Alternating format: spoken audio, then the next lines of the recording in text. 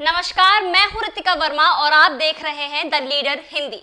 वक्त हो चुका है सुबह की 10 बड़ी खबरों का, तो आइए रुख करते हैं खबरों की ओर। लोकसभा चुनाव के एग्जिट पोल पर कांग्रेस नेता जयराम रमेश ने कहा, निवर्तमान प्रधानमंत्री जिस व्यक्ति को 4 जून को निश्चित रूप से जाना होगा, उसने इन सभी चीजों की साजिश रची है और एग्जिट पोल को मैनेज किया है। एग्जिट पोल और 4 जून के नतीजों में बहुत बड़ा अंतर होगा। कल इंडिया गठबंधन की बैठक हुई और हमने संख्याओं पर विस्तार से चर्चा की। यह असंभव है कि इंडिया गठबंधन को 295 से कम सीटें मिलेंगी। सीएम अरविंद केजरीवाल ने ट्वीट किया कि सुप्रीम कोर्ट के आदेश पर मैं 21 दिन चुनाव प्रचार के लिए बाहर आया।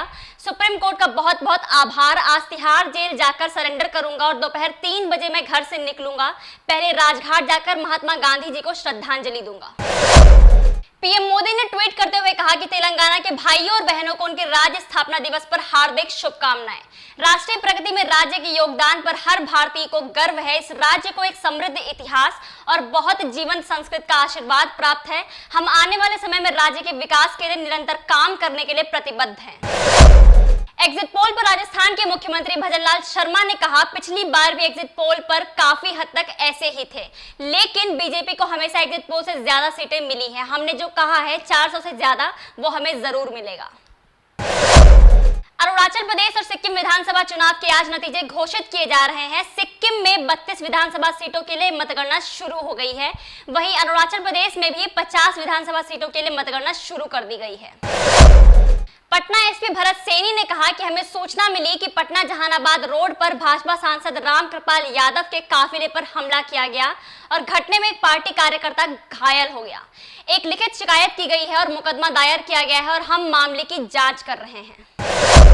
ओडिशा के एग्जिट पोल पर बीजेपी नेता सस्मित पात्रा ने कहा कि आप हमारे सर्वेक्षणों में देखें, बीजेपी सर्वेक्षण और आकलन जो हमारे पास जमीन से हैं और हमें विस्तृत सर्वेक्षण किए हैं, हमें जमीन पर कई साल मिले हैं और हम अनुमान लगाते हैं हम लोकसभा की 21 में से कम 12 एमपी सीटों से शुरुआत करने जा रहे हैं।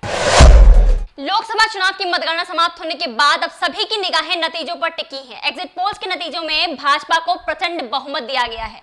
इसी बीच कांग्रेस नेता राहुल गांधी और कांग्रेस अध्यक्ष मल्लिकार्जुन खड़गे पार्टी उम्मीदवारों के साथ अहम बैठक करेंगे। यह बैठक चुनाव नतीजों को लेकर वर्चुअल तरीके से होगी। लोकसभा चुनाव 2024 के एग्जिट पोल आने के तुरंत बाद राजनीतिक रणनीतिकार प्रशांत किशोर ने शनिवार को कई पत्रकारों और कुछ नतीजों पर कटाक्ष किया। उन्होंने लोगों से बेकार की चर्चाओं और विश्लेषणों पर समय बर्बाद न करने की भी बात कही। अधिकतर एग्जिट पोल में एनडीए को भारी बहुमत मिलता दिख रहा है। सपा सांसद रामगोपाल यादव ने एग्जिट पोल को लेकर कार्यकर्ताओं को संदेश दिया है और कहा है कि इन आंकड़ों से परेशान होने की जरूरत नहीं है। उन्होंने दावा किया है कि यूपी में इंडिया गठबंधन 60 सीटें जीत रहा है। इसके साथ ही उन्होंने कार्यकर्ताओं से वोटों की काउंटिंग के बाद की तैयारी करने का संदेश दिया है। फिलहाल के लिए इतना ही। देश की तमाम बड़ी खबरों के लिए बने रहिए द लीडर हिंदी के साथ।